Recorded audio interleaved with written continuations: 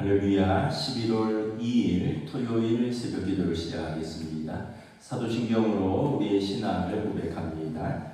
나는 전능하신 아버지 하나님 천지의 창조주를 믿습니다. 나는 그의 유일하신 아들 우리 주 예수 그리스도를 믿습니다. 그는 성령으로 잉태되어 동정녀 마리아에게서 나시고 본디오 빌라도에게 고난을 받아 십자가에 못 박혀 죽으시고 장사된 지 사흘 만에 죽은 자 가운데서 다시 살아나셨으며 하늘에 오르시어 전능하신 아버지 하나님 우편에 앉아 계시다가 거기로부터 살아있는 자와 죽은 자를 심판하러 오십니다. 나는 성령을 믿으며 거룩한 공교회와 성도의 교제와 죄를 용서받는 것과 몸의 부활과 영생을 믿습니다. 아멘. 찬송가 337장 찬양하시겠습니다. 찬송가 337장입니다.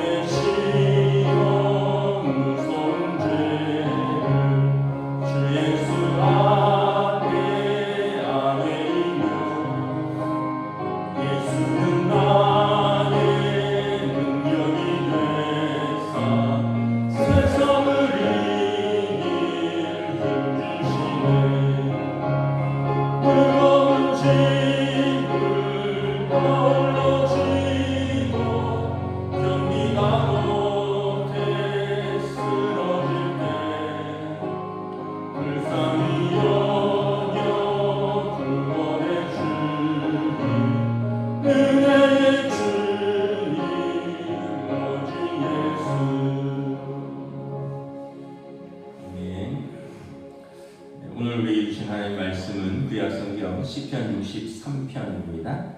구약성경 시편 63편입니다. 구약성경 846페이지입니다. 시편 63편. 다 찾으신 줄 알고 저와 여러분들이 한 절씩 교도하도록 하겠습니다.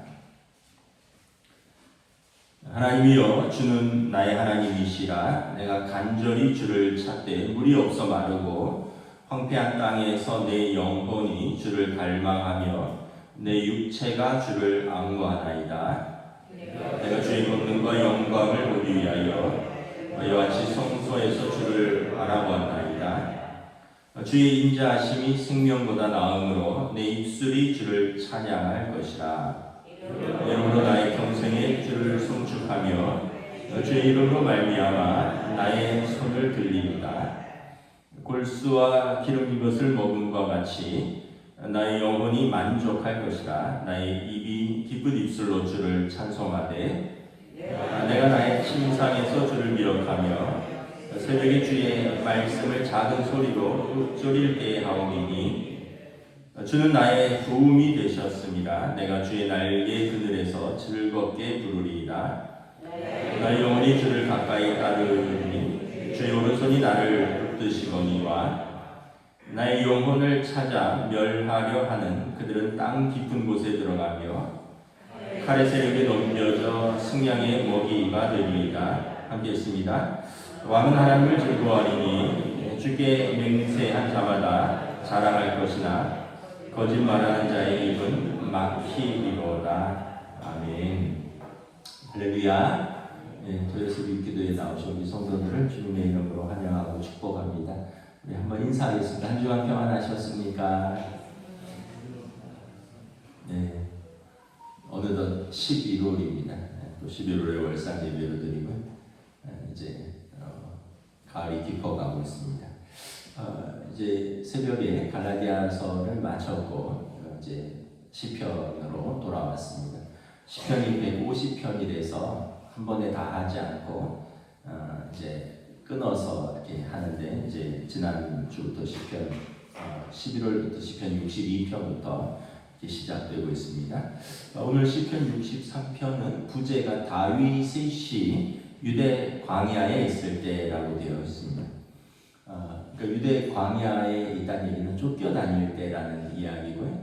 아마 두 가지를 생각해 볼 수 있는데 하나는 젊었을 때 사울 왕에게 쫓겨서 유대 광야로 도망 다닐 때가 있고요. 두 번째는 이제 나중에 노년에 아들 압살롬이 왕자의 난을 일으켜서 반역으로 다윗이 예루살렘에서 쫓겨나서 유다 광야로 피신할 때가 있습니다. 오늘 본문의 상황은 11절에 보면 왕은 하나님을 즐거워하리니 이런 내용으로 봐서 압살롬의 반역으로 유다 광야로 쫓겨다니던 때를 의미한다고 볼 수 있습니다.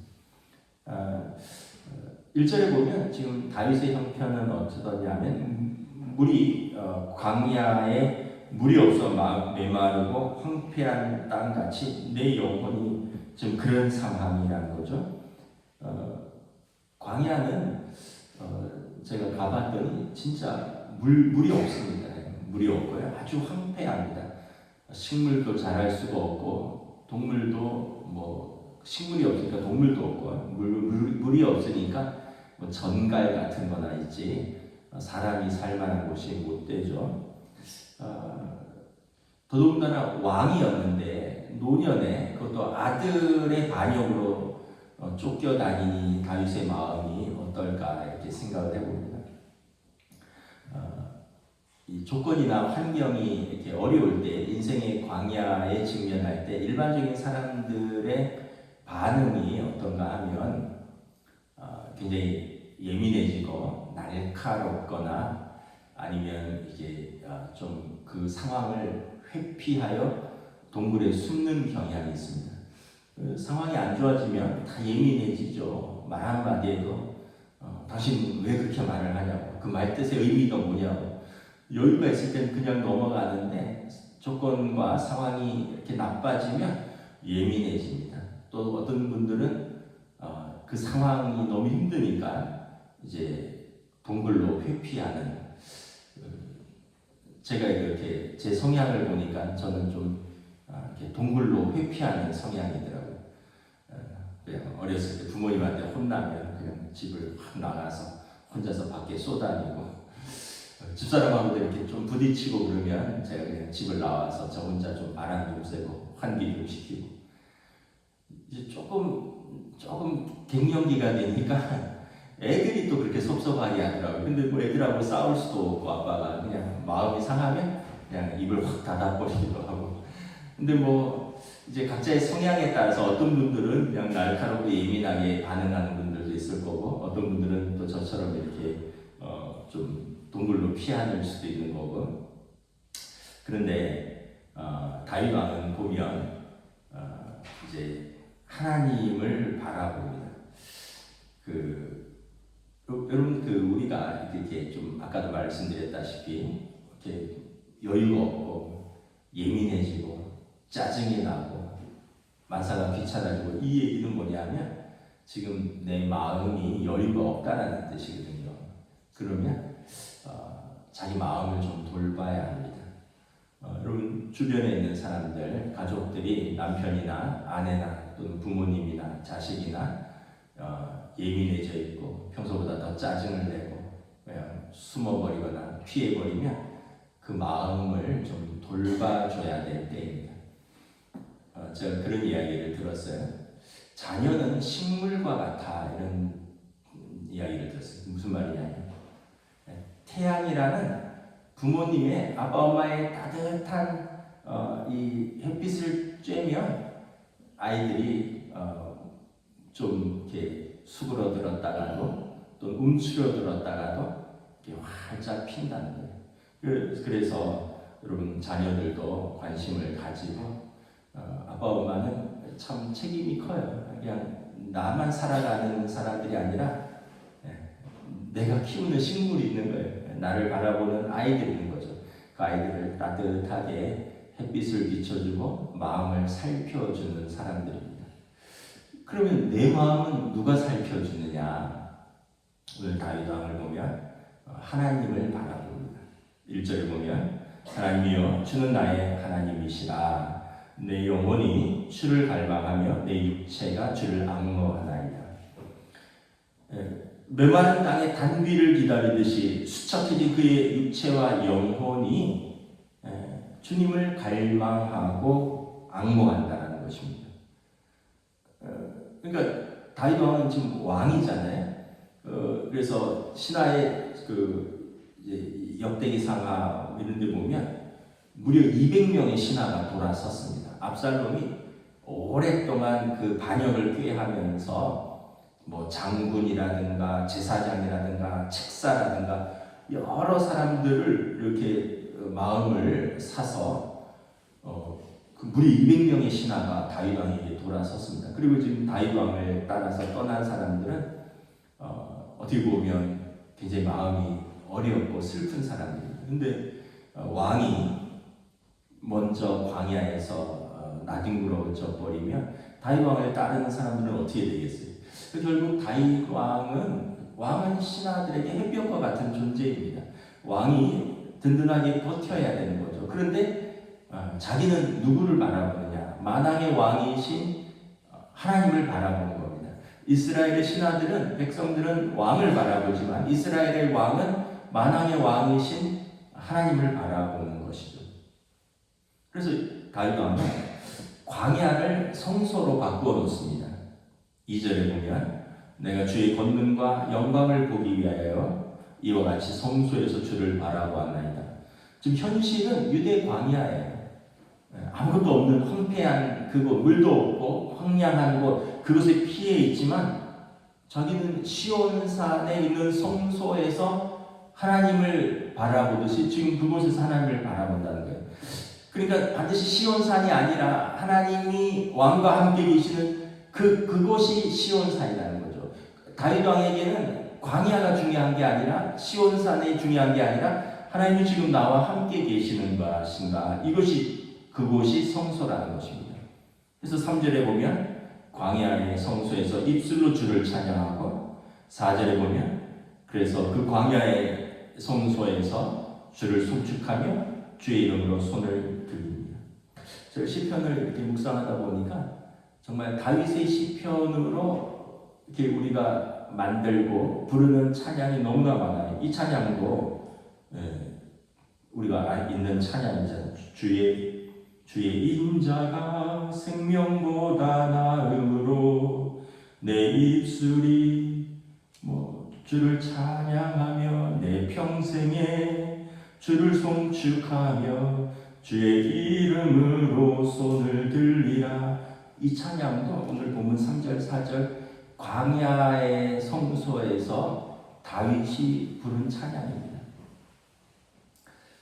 많은 사람들이 인생의 광야에서 낙심하고 절망하며 하나님을 잃어버리지만 다윗은 광야를 성소로 바꾼 위대한 신앙인입니다. 근데 사실 그냥 이루어진 것은 아니고요. 젊어서부터 꾸준히 하나님을 신뢰하는 훈련을 했죠. 젊어서부터 사울 왕에게 쫓겨다니던 시절에 다윗 왕은 유대 광야에서 이미 하나님과의 친밀한 사귐을 경험했습니다. 그래서 하나님에 대한 믿음과 신뢰가 있는 거죠. 어떤 상황에서도 오늘 1절에 보면 하나님은 나의 하나님이시다. 누가 뭐라 해도 하나님은 내 편이시다라는 그런 자신감이 있는 것이죠. 그래서 이제 5절부터 8절에 보면 이제는 그 광야의 황무지가 제단으로 변합니다. 5절에 보면 우리 5절 함께 읽습니다. 시작. 골수와 기름진 것을 먹은 것 같이 나의 영혼이 만족할 것이라. 나의 입이 기쁜 입술로 주를 찬송하되. 골수와 기름진 것을 먹은 것 같이 내 영혼이 만족한다. 이거는 이제 어떤 표현이냐 하면 이 성소의 제단에서 매일 이 번제와 화목제가 드려집니다. 다윗 왕은 이스라엘의 왕으로서 매일 자신과 이스라엘 백성을 위하여 하나님께 번제와 화목제의 양을 올려드렸을 것입니다. 이 화목제사는 두 부분으로 진행이 되는데 한 부분은 그 제물의 그 기름진 부분들을 떼어서 하나님께 봉헌하는 그런 부분이고요. 두 번째 부분은 이제 남은 화목제물의 남은 부분을 제사장과 그 제물을 가져온 사람들, 그 가족들이 이렇게 그날 같이 나누어 먹는 화목제물의 만찬이 있습니다. 이것은 두 가지 의미가 있는데 하나님 앞에 떼어서 기름진 부분을 봉헌하는 것은 하나님과의 수직적인 교통입니다. 하나님의 백성이 하나님과의 제사를 통해서 수직적으로 교통하는 것이고요. 두 번째는 이 화목제물을 가져온 사람과 그리고 그의 가족들과 제사장들이 함께 나누어 먹는 것은 수평적으로 사람들과의 화목과 교통을 의미하는 것입니다.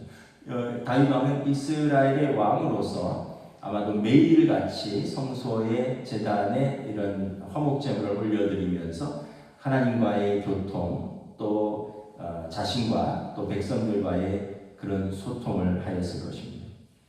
사실 지금 다윗이 피하여 있는 광야에는 성소도 없고 제단도 없고 제사장도 없어서 화목제물을 드릴 수 없습니다.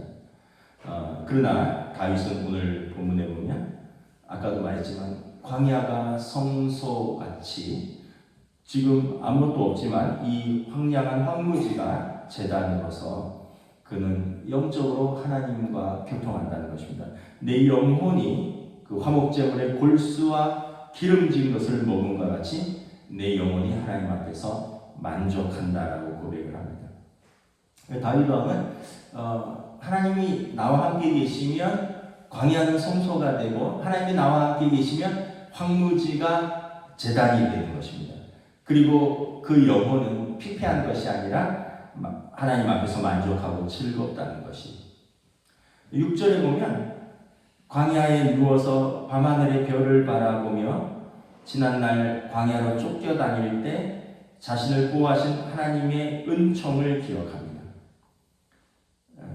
아마 왕이 그 예루살렘 지금 궁전이 아니라 편안한 침대가 아니라 광야로 지금 도망와서 어디 변변히 동굴이나 아니면 어디 들판에서 자겠죠. 밤하늘의 별을 바라보니까 이전에 다윗 왕이 소년 때 목동 때 양을 치면서 밤하늘의 별을 바라보던 그때 하나님이 나의 목자가 되시며 여호와는 나의 목자가 되시니 내가 부족함이 없으리라. 어렸을 때 하나님이 그와 동행하시던 그것이 생각났을 겁니다.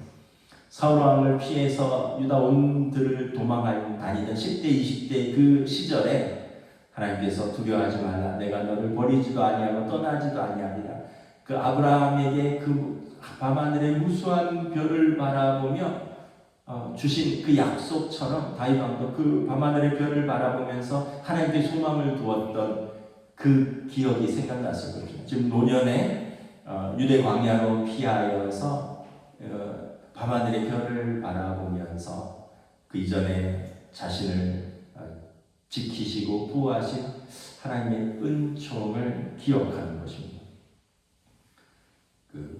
요즘은 별 보기가 어렵죠.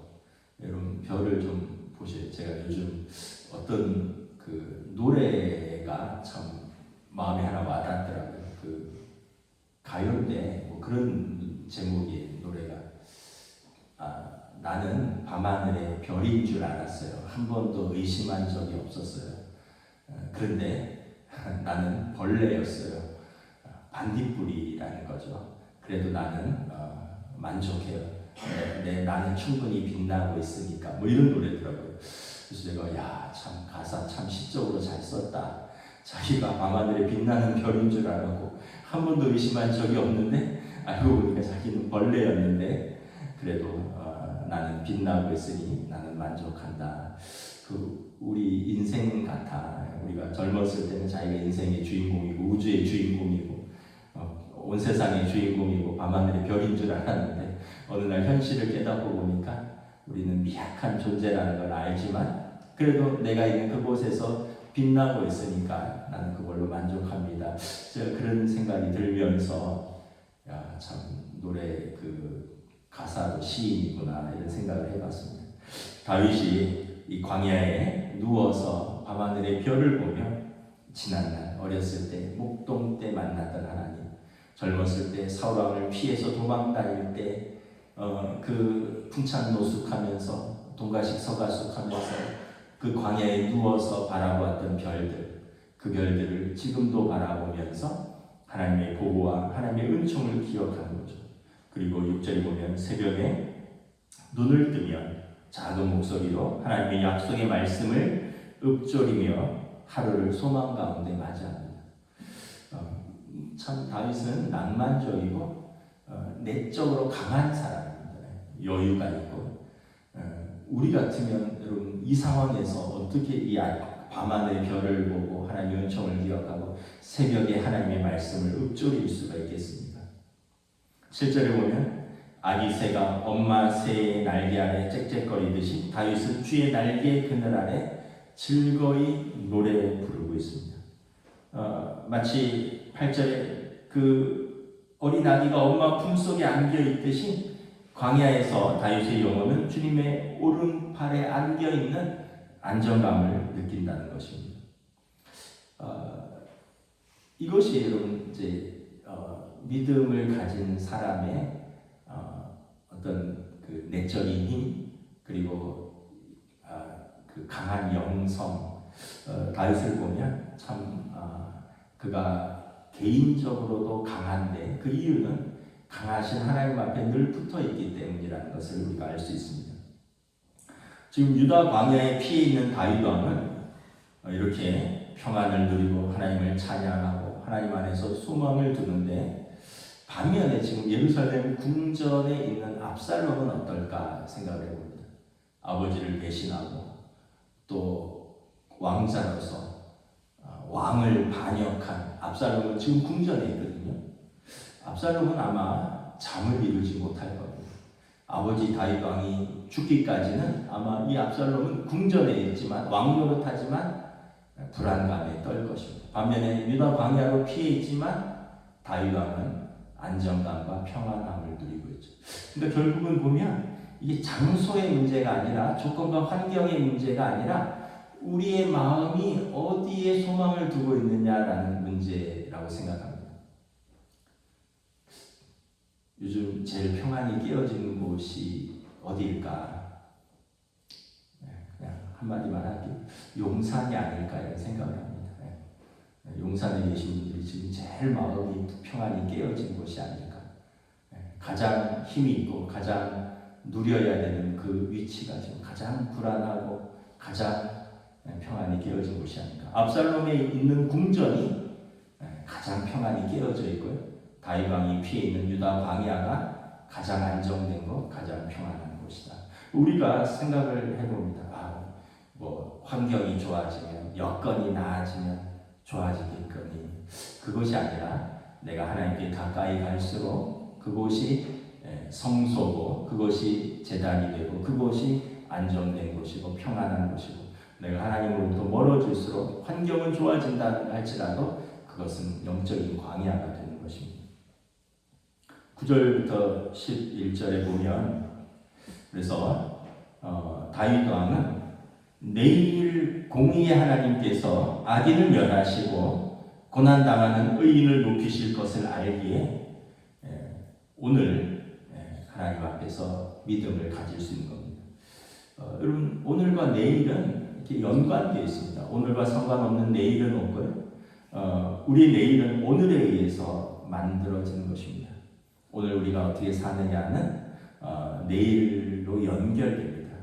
오늘 우리가 믿음으로 살면 내일 하나님의 공의를 맛볼 것입니다. 다윗의 오늘은 황량한 광야이지만 오늘은 하나님 앞에서 믿음으로 예배자로 살아갑니다. 그래서 9절 10절에 나의 영혼을 찾아 멸하려 하는 그들 땅 깊은 곳에 들어가며 칼의 세력에 넘겨져 승냥이의 먹이가 될 것이다. 그러니까 공의의 하나님께서 악인들을 멸하시고 고난당하는 의인을 높이실 것을 믿는다는 거죠. 그래서 11절에 왕은 오늘 하나님을 즐거워할 것입니다. 공의의 하나님께서 나의 하나님이시고 주께 맹세한 자, 곧 주의 언약을 붙든 자의 자신감이다 라고 말합니다. 그래서 주께 맹세한 자마다 자랑할 것이다. 왕은 하나님을 즐거워할 것이다. 그 실로 다윗 왕은 놀라운 지혜자입니다. 황량한 광야를 성소로, 삭막한 불모지를 제단으로, 곤고한 오늘을 밝은 내일로 만들며 사는 사람입니다. 여러분, 압살롬은 뭐라고 하냐면 왕을 죽이라고 명합니다. 다윗 왕은 뭐라고 하는지 아시죠? 압살롬을 반드시 살려라. 내 아들이다. 죽이지 마라. 요압 장군에게. 요압 장군이 후한을 없애려고 나중에 압살롬을 추격하다가 압살롬을 죽이거든요. 그러니까 다윗 왕은 내 아들아, 내 아들, 내 아들 압살롬 하면서 엉엉 울었어요. 참 이 반역을 이룬 아들은 아버지를 죽이려 하지만 아버지는 아들을 반드시 살리라라고 이야기합니다. 이게 마음의 차이고 이게 그릇의 차이고 결국은 누가 왕인가를 그의 말 한마디, 그의 오늘을 살아가는 자세가 보여주는 거죠. 압살롬은 왕이 될 그릇이 못 되는 것이고 다윗 왕은 유다 광야에 있지만 그는 이스라엘의 왕이고 만왕의 하나님께서 기름 부어 세우신 왕이라는 것을 보여주는 것입니다. 우리의 삶도 이러한 믿음으로 살아야 할 것입니다. 왜냐하면 다윗이 붙들었던 하나님이 오늘 저와 여러분의 하나님이 되시기 때문에 그렇습니다. 인생의 광야에 있다라 할지라도 여러분 목마른 사슴이 시냇물을 갈급해 하듯이 우리 하나님을 바라보고 앙망함으로 주님 주시는 은총과 평안으로 승리하는 저와 여러분 되시기를 우리 주님의 이름으로 축복합니다. 기도하겠습니다.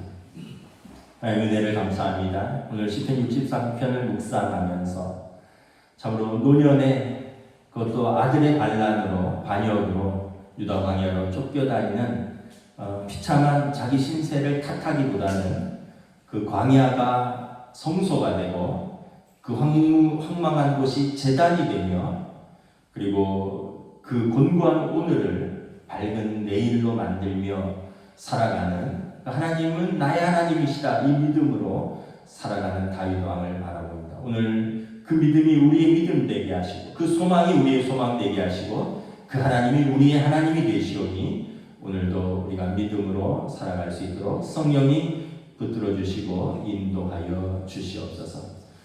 이렇게 계절이 바뀌어가고 또 한 해를 감사하는 추수감사절을 맞이하며 하나님 앞에서 또 한 해를 이렇게 마무리해 갈 때 우리의 삶이 더 깊어지고 더 사랑으로 충만하고 더 소망 가운데 든든히 서가는 주의 백성들로 인도하여 주시옵소서. 감사를 드리오며 우리 주 예수 그리스도 이름으로 기도드리옵나이다. 아멘. 하늘에 계신 우리 아버지의 이름을 거룩하게 하시며 아버지의 나라가 오게 하시며 아버지의 뜻이 하늘에서와 같이 땅에서도 이루어지게 하소서.